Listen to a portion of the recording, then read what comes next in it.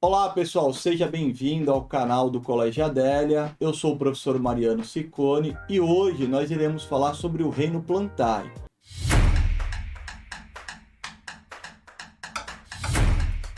Pessoal, não se esqueça de se inscrever no canal do Colégio Adélia, deixe o seu like e compartilhe o máximo aí para os seus colegas esse vídeo e os demais vídeos também. Pessoal, hoje nós iremos falar sobre o reino Plantae. Esse conteúdo ele cai bastante na prova do Enem, nos vestibulares, ok?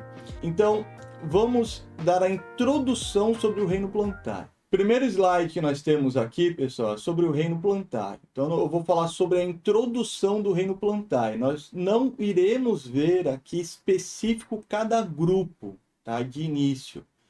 Numa próxima aula, nós podemos ver grupo a grupo as características de cada grupo. Primeira coisa que nós temos que entender aqui sobre o reino Plantae, nós iremos falar sobre a origem das plantas. Então, primeira coisa, e um erro que muitos cometem. As algas, elas não são consideradas plantas. As algas, pelo método de classificação, elas estão classificadas no reino protista. Então tome muito cuidado aí quando você for falar de alga ou se cair alguma questão sobre alga. Normalmente nos vestibulares, FUVEST, Unicamp, eles acabam fazendo essas pegadinhas. Então alga não pertence ao reino Plantae. Ao reino Plantae nós temos 4 grandes grupos, que é o grupo das briófitas, o grupo das pteridófitas, o grupo das gimnospermas e o grupo das angiospermas.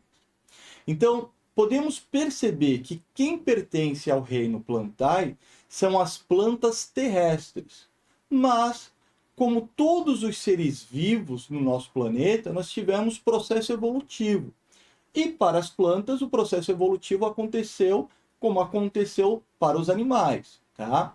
As algas, elas foram os organismos que deram origem às plantas terrestres. Mas não é qualquer alga, tá? São as algas verdes.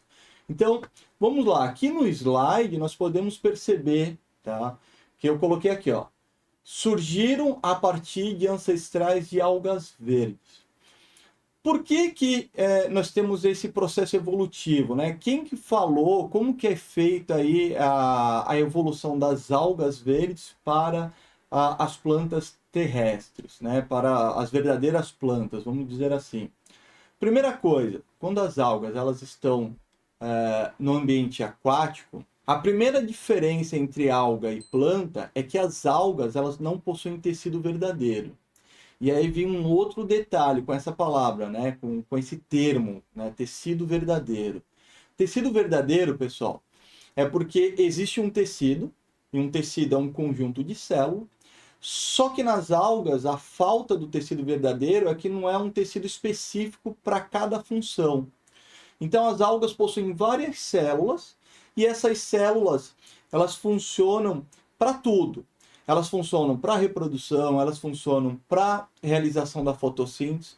E quando eu tenho no grupo, no reino Plantae, quando eu tenho nas plantas o tecido, eu tenho os tecidos específicos.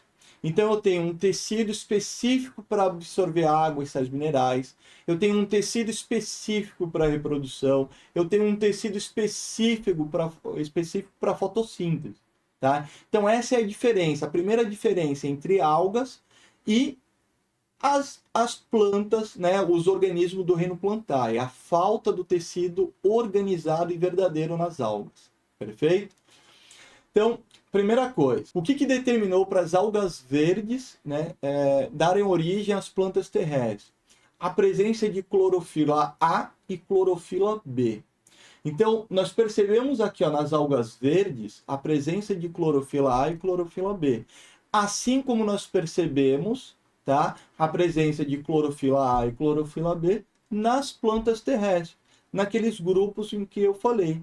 Briófita, pteridófita, gimnosperma e angiosperma, tá? Então, a primeira coisa foi isso. Aí vamos lá, no processo evolutivo, o que teve que surgir, tá? Para as primeiras plantas conseguirem se manter no ambiente terrestre. A primeira coisa que teve que surgir, tá? foi estrutura de sustentação. Então, as plantas tiveram que desenvolver estruturas de sustentação. E, além de estrutura de sustentação, elas também tiveram que se desenvolver ali estruturas para evitar a perda excessiva de água. Outras estruturas que apareceram nas plantas terrestres foi a presença de anterídeo e arquegônio. Tá? Então, o que é anterídeo e arquegônio? Um dos problemas na botânica, né, que os alunos no ensino médio acabam tendo a dificuldade são os termos botânicos, pessoal. Tá? Fiquem tranquilos em relação a termos botânicos. Normalmente essas palavras difíceis ou essas palavras novas, como anterídeo, arquegônio, normalmente elas irão aparecer nos enunciados dos exercícios. Tá?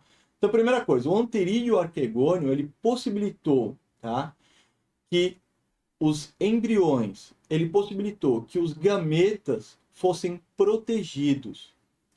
Nas algas, então voltando lá, nas algas, os gametas eles eram liberados diretamente na água do ambiente onde ela vivia.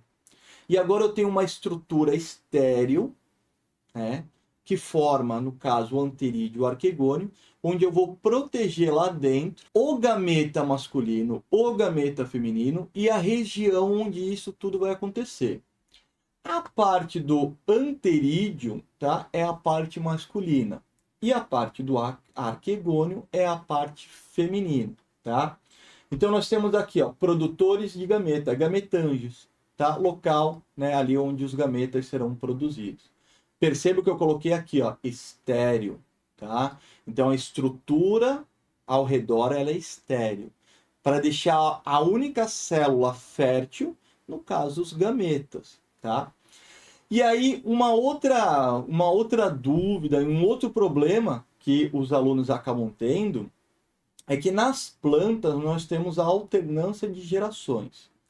Essa alternância nós temos os esporófitos e os gametófitos. De novo, aí, como eu falei, palavras novas e difíceis, que normalmente os alunos acabam ficando confusos, tá?